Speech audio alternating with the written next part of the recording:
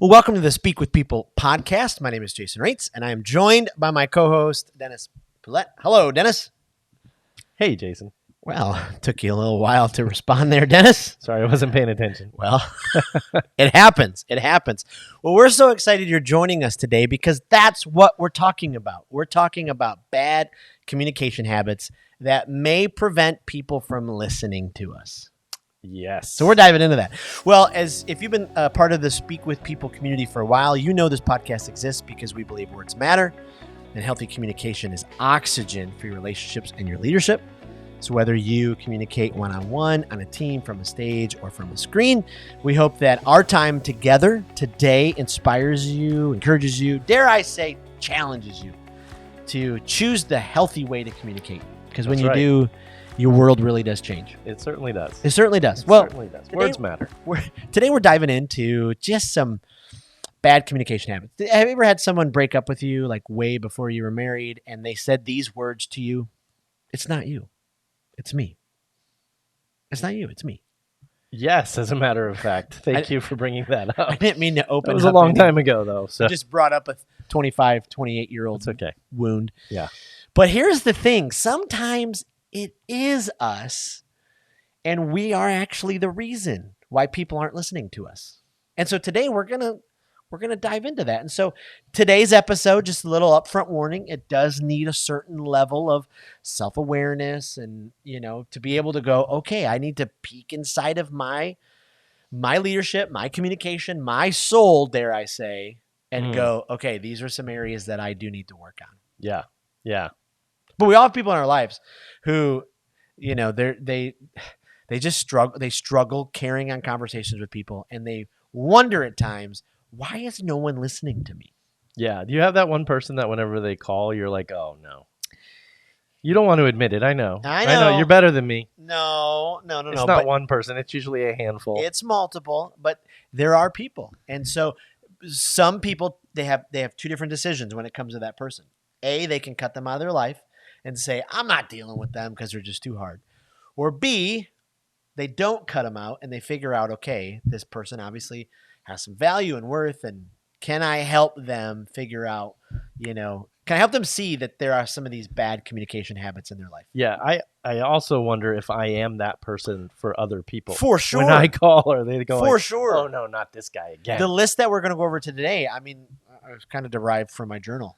Yes. Dear journal, today I know I did this. Yes. I know I did this. I'm sorry, but I did that. Yeah. But sometimes, here's the reality. We all want to be heard. We want people to listen when we speak. We want people to be moved by our words or to listen to our wisdom. And sometimes, maybe inadvertently, or maybe sometimes after a while, we don't even notice anymore. We put up these big, giant, bad communication barriers in our life.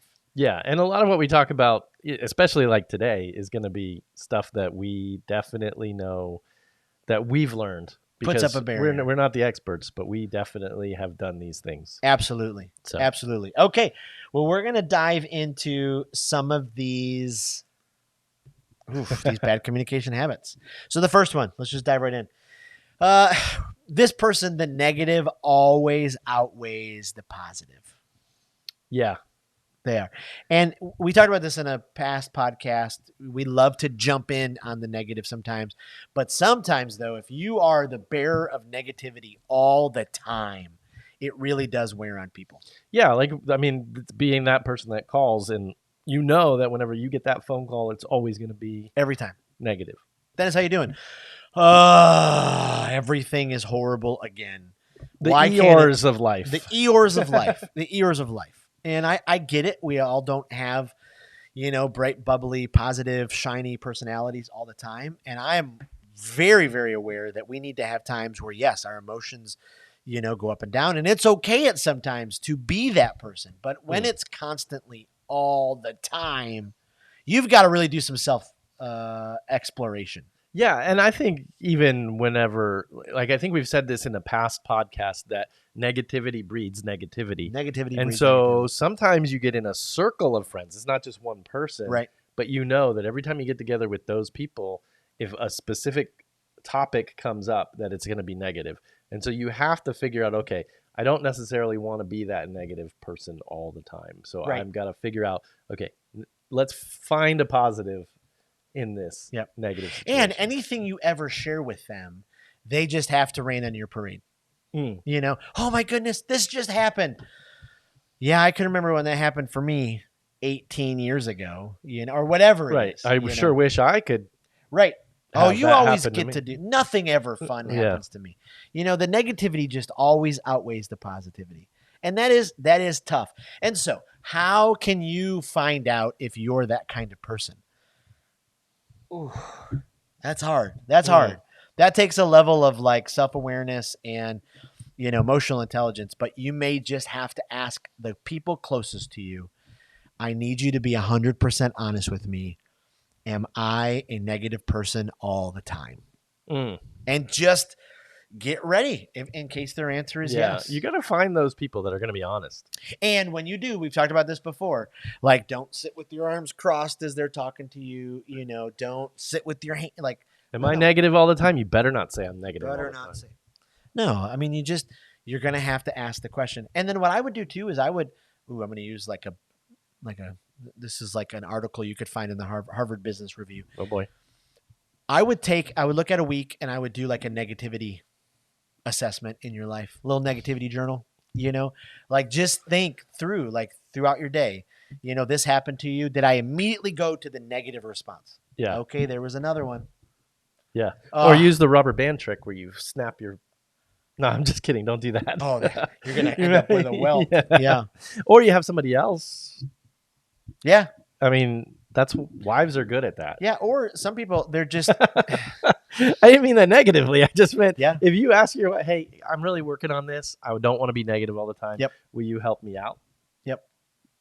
My wife would be very good at that. For years, Jason had a hard time controlling his inappropriateness with joking. I just love to make jokes and laughter. And so then I get around the right guys and our jokes would be really, really bad. I'm laughing because you said that in the past tense. I know. It doesn't happen anymore. It's gotten better? It totally has. Oh, okay. Oh, my goodness. My inappropriateness level is like, it's barely registering on any meters anymore. But what she would do is she'd grab like a chunk of leg hair and pull. And I'm like, oh, that joke was so funny. Was it worth it? Yeah. I don't know. But that's really the first one. The negative always outweighs the positive. So you don't have to be a like person who pretends negativity doesn't exist or low moments don't exist, but you definitely got to balance it out and look for ways to find the positive even in those horrible situations. Right. And I think a lot of times when we are negative all the time, it's because we are looking for either empathy or we're looking for someone to agree with us, or we're looking for some kind of reaction or response. You want that connection with somebody. So there are positive ways to get those same reactions and responses. So if you think about this and you're like, hey, yeah, I am way too negative, maybe you need to think, okay, well, maybe I should try to be more positive. Yep. And I can probably get the same response from people by being positive. Absolutely. Rather than negative. So bad communication habit number 1. The negative always outweighs the positive. Bad communication habit number 2. You interrupt and talk over them. Every time you try to get a word out of your mouth, someone interrupts you. Yes. They interrupt you. Yeah. Every time you talk. They do. They just try to interrupt you. As I was trying to do there. My goodness, yes. This happens. I mean, we get so excited in the conversation, right? We want to like share what we're thinking. They say something that triggers something or something, you know, we're like, we got to tell and then we just interrupt all the time. And if you do that enough, the people closest to you, they'll pull back. So I think there is also a delayed interruption. I'm going to throw something out. So if I say to you, hey, how was your day? And you start talking about how your day was, and I let you finish, but then I don't even register that I heard what you said. I've already interrupted you in my brain without using my words. Right. I've already started thinking about what I'm going to say. So I didn't really care. Right. I think that's another way of interrupting people all the time. I mean, the talking over somebody, that's obvious. Right. But for me, at least, what I do is I zone out. So I've interrupted in my brain without actually interrupting. Yep. And so then the poor person that's communicating with you is like, well, why did you ask me how my day went if you didn't even care? Right. because you just wanted to go to something else. Right. So I think, that whole thing of interrupting, you got to not interrupt inside of your head. Right. As well as with your mouth. You got to be ready. As we were talking about this before, Christy brought up a great point on this one, is when we always put people on hold. Like we're having a conversation, and instead of like interrupting them or whatever, we interrupt the conversation because we're like, oh, I'm getting a text. Oh, wait a minute, I got to take this. Or, oh, I got to go do this. Or someone comes in, you're like, I got to go talk to them, And so little different take on it. But that as well gets to the point where you're like, okay, that's probably why people aren't listening. Right. Because you're not giving them you're not fully engaged. Your full and undivided attention. So bad communication habit number 1, negative always outweighs the positive. Bad communication habit number 2, you interrupt, you talk over them. Number 3, sometimes maybe you lead with some of these phrases. And some of these phrases could be, pain points for people, or they could be like little shots across the bow, or little daggers to just really interrupt the conversation. So there are phrases. There's some phrases. So maybe a phrase like, you stop them after they finish and you say, actually, you're wrong. But you say in a tone that puts them against the ropes, right away. Yeah. And so, doing that in itself, I remember I sent something to somebody once and they're like, why did you send that to me? And it was not I was like, I thought it was a cool thing. I thought of you. Let's do that. They didn't mean it in that tone, but you just got to protect. You got to protect your tone sometimes. Right. Yeah. Actually, you're wrong. Yeah. I would say that sometimes I would use there's another one. It's like, it's just the, yes. Like that's not even really a phrase. That's just a noise. If you do that enough to people, they're like, well, I'm not going to share any ideas with you. Yeah. Like, I don't know about that. Yeah. It's a bad idea. Yeah. Yeah. I think another one is, I'm sorry. I'm sorry. I'm sorry. If you lead everything with, I'm sorry. I get called out a lot by people closest to me that you're like, man, you apologize so much. And I'm sorry. I didn't mean to apologize so much. But sometimes in our conversations, if, we always lead with, I'm sorry, and it's not like, I'm sorry you're going through this. It's like, I hate to ask you this, or I hate to tell you this, yes. or I know you're really busy. I know you got so many things on your plate. I know you probably can't help me. I know. So we start to manipulate people with our words. Right. Yeah. I'm sorry for even asking. Yeah. Well, if you're close, I think another phrase is, don't take this the wrong way. Right. I just posted on my Facebook page, Phil Cook, amazing leader. If you've never checked out his website, philcook.com, 2 O's, KE.com. He's just incredible. But he just had this quote on his, like, don't take this the wrong way, has 100% success rate at people taking it the wrong way. Yes. Because initially you're like you're put up against the ropes. Yeah. You're like, what is this person going to say? Yeah. Like, how can I, okay. Now I try to do it in like a jackassery type of way sometimes. Because I'm like, don't take this the wrong way. But my goodness, do you look good today? I just try to be goofy with it. But you're right. I mean, that phrase, man, people can be like, oh, nothing like. Yeah, and I do that all the time. I just said that to you guys off camera. Like, I got a negative way of saying, hey, I don't really want to make this sound as harsh as it's going to sound, but I'm going to say it anyway. And it ends up being harsh, It ends up being harsh. It's the lazy way out. Yeah. It's the lazy way out. Don't take this the wrong way, but I'm just going to be super blunt with you, is probably the lazy way to, because I don't take the time to think about how I could say it in a more appropriate way. I just say, I'm just going to. Right. And then we use that as like a badge of honor. Well, I just speak the truth. Yeah. I just tell it how it is. Well, how do you tell it how it is? You tell it how you think it is. But that's not how it is for everybody. That's not the truth for everyone. Right. Yeah. It's like, okay, our word isn't law, and we've got to be able to have that self-awareness in the EQ to be able to go, okay, there's probably a better way. One of these other phrases, with all due respect. Yeah. With all due respect. I mean, that's just like, I'm just setting you up because I'm about to slap you. So I've been in some meetings where that phrase gets thrown around a lot. And usually they're larger meetings, and the people don't really know each other all that well. And it's in like a situation where the people are, more formal than just me and you. Like I could say I would never say with all due respect to but you. we know each other well But enough. with all due respect, in a like formal meeting where it's like a committee talking about this and that and that and that, but they say with all due respect, and then they just blast the person that they're going to be talking with. And I'm like, I'm not really sure we really meant that with all due respect. It's like, no, that wasn't very respectful at all. The really difficult thing for me, and this podcast, we try to steer away from politics. Actually, though, at some point, I would like to do a podcast about how people from different political places can still be friends and still be, I mean, some of my closest friends actually have the most opposite political views. And I'm like, how are we friends? Well, because that friendship can do that. But lately, I don't know. I get so disappointed, and this is where I'm going to be negative. I get so down when I watch any type of anything political, because it's just like a pure speak at people convention. It doesn't matter if they're Republican, Democrat, Independent, Libertarian, this or that. I mean, it's just sometimes it's within the same party. Within this, they're just saying such horribly often awful things to each other.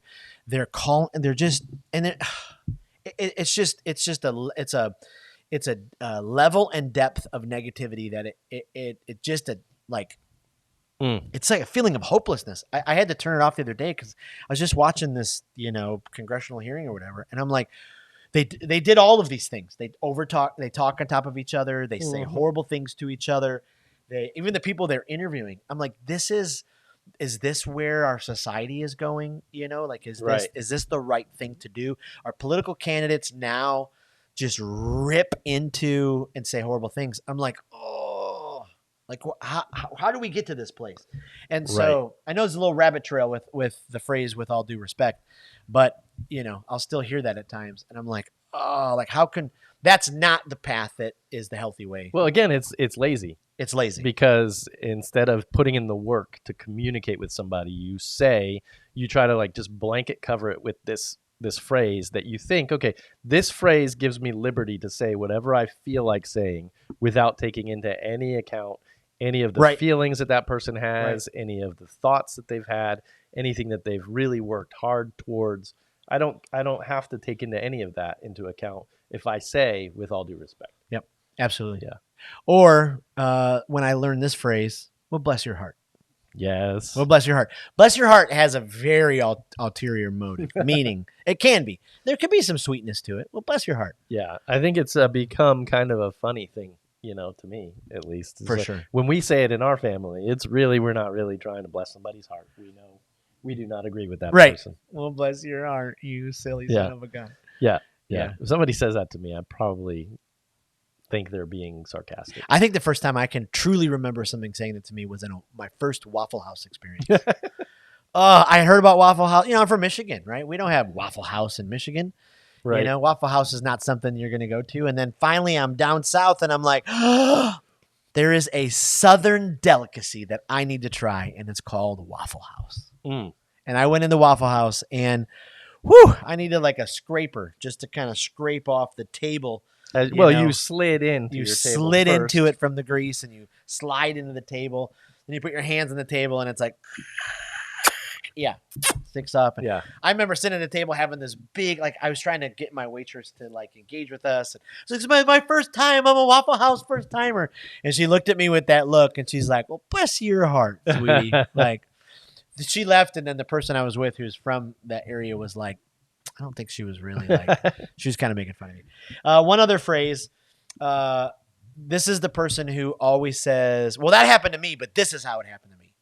So every single conversation, they have to one-up your conversation by telling their version of that story. Yeah, they have that I have a story about that. I mean, that's the way people are. It's like, oh yeah, well, let me tell you about my when you're speaking, you don't really want to hear their story. Exactly.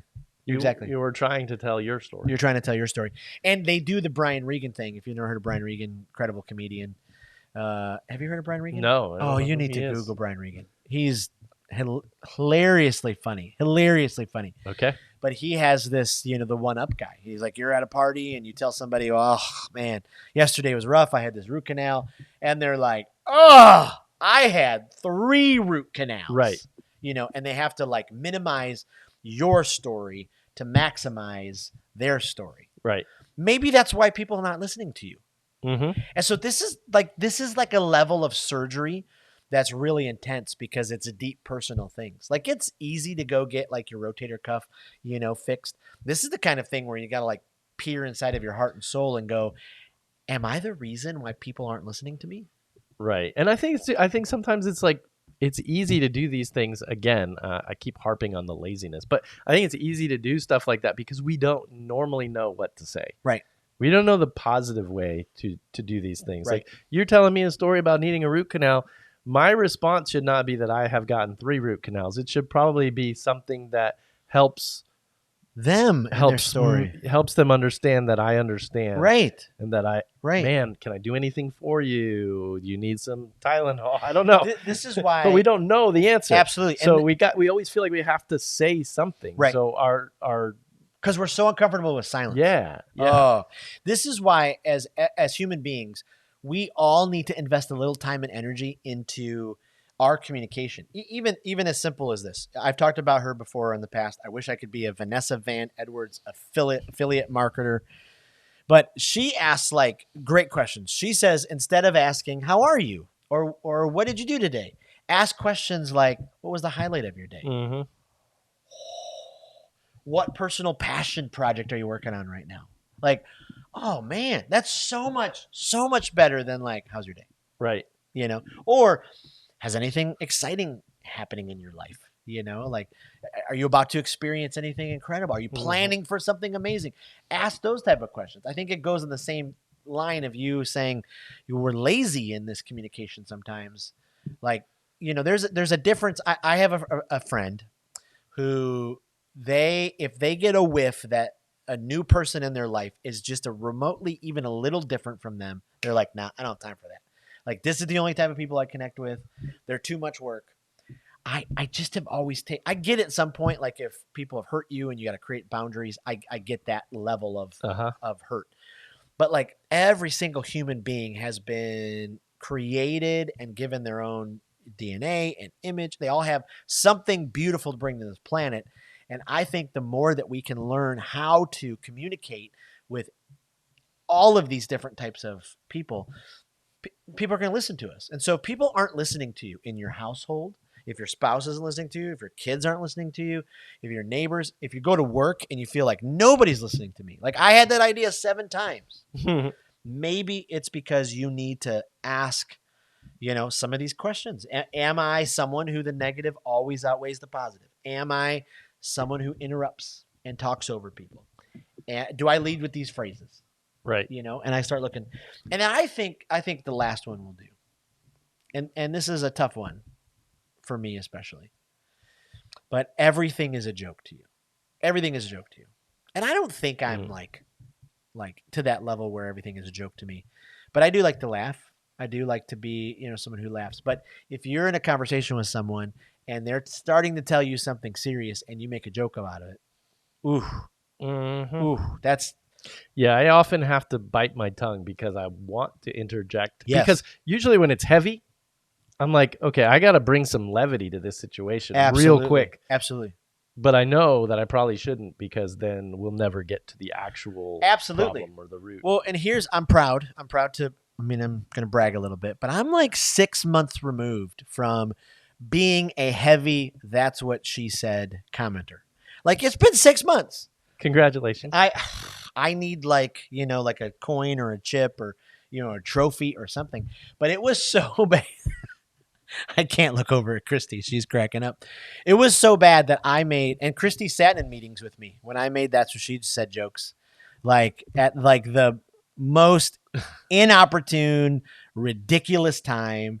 And, it was funny. I'll give you that. Like it was it was creative. It was well thought through. It was very funny, but it just wasn't appropriate. It wasn't the right timing for it. Yeah. There's a time and a place for everything. There's a time and a place. Yeah. There's a time and a place. And so if you turn everything into a joke, your point to like, yeah, bringing some, brevity to it, bringing some life, we've got to do those moments. But if everything that the person is telling us we're turning into a joke, then you gotta do that. So I think that's one of the things that, we talk about laughter a lot on the podcast. Talk about it, when we're talking about the pathway. We talk about it when we had the podcast with Mike Goodwin. We're talking about laughter and comedy and how we're trying to use it to make a connection. But at the same time, we have to know that it's a tool in the toolbox. Yes. It's what are we actually trying to accomplish with that conversation? Yes. If the conversation is I'm trying to sell you a house, then I don't necessarily need to like always be making a joke. Or if it's, hey, I'm gonna, how can I help you with this problem that you have? Yep. Then I probably, if you're gonna tell me a problem, I probably shouldn't make light of it. Right. And be like, oh, well, because then you'll never come back to me to tell me about your problem. Right. You'll go find somebody else who takes it seriously and actually helps you figure out how to, resolve that problem. So, yep. So these are tools. So if people aren't listening to you, if you feel like, man, no one has ever, maybe it's you.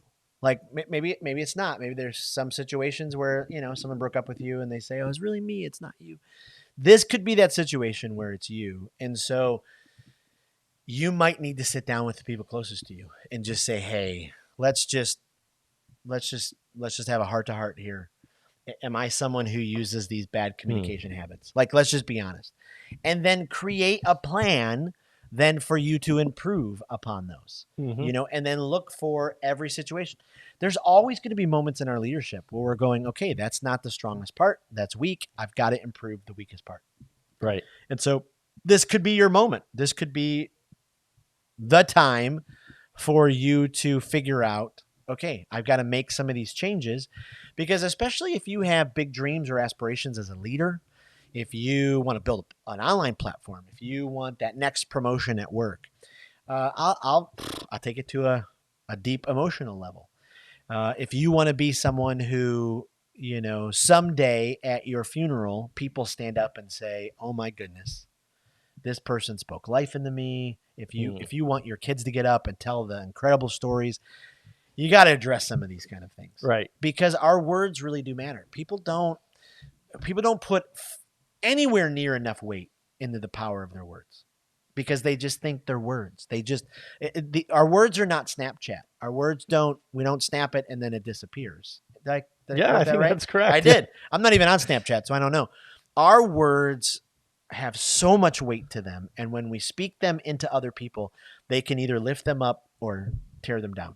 Yeah, and I think there's a lot of negativity already in the world, and so when we do not take when we don't take into account the negative things that we are doing in our communication skills, yes, people already aren't feeling heard. Period. Even if you're a great communicator, yes, people don't feel like they're heard. So whenever you start putting these barriers up, then you're messing it up even more. And so what you're communicating to them is that they don't matter. Right. And everybody matters. Everyone matters. And everybody's story matters. Yes. And so let's all do kind of a self-evaluation of what am I doing that is making people not listen to me. Yes. And this is the hard stuff of leadership in life. Like, this is not easy. It's easy just to go, you know what?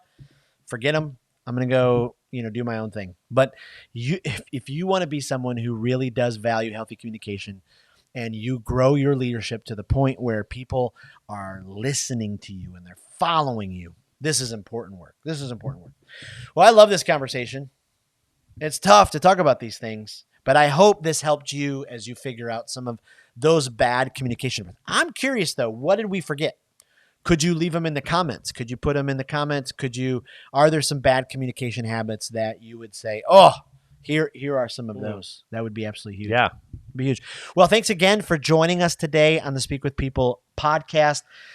It has been such a joy. So whether you communicate one-on-one, on a team, from a stage, or from a screen, we really do believe words matter, and that our healthy communication is oxygen for relationship and leadership. So we hope that our time today, it really did encourage you to Change those bad communication habits. I want to thank you again for being a part of the Speak with People community. What does that mean? One, it means that you're following along on social media. So thank you for every like, every comment, every engagement that you do. Number two, are you a part of the Speak with People community on Facebook? There is a Facebook group. If you just search Facebook for Speak with People Facebook group, you'll find it. And we're posting multiple times a week. We're curating information. We're brainstorming together. We're putting videos in there. It's a helpful group and community. Would love for you to be a part of that. And then three, would you just be someone who shares this podcast? If you think this would be helpful to someone, share the reels, share the podcast links on your social media, or text them to people, and that would be absolutely huge. So thank you again for joining us. Thank you, Dennis, as always, for being my co-host. For sure. Looking forward to next week, and we can't wait for what is ahead. We'll see you. Bye. Bye.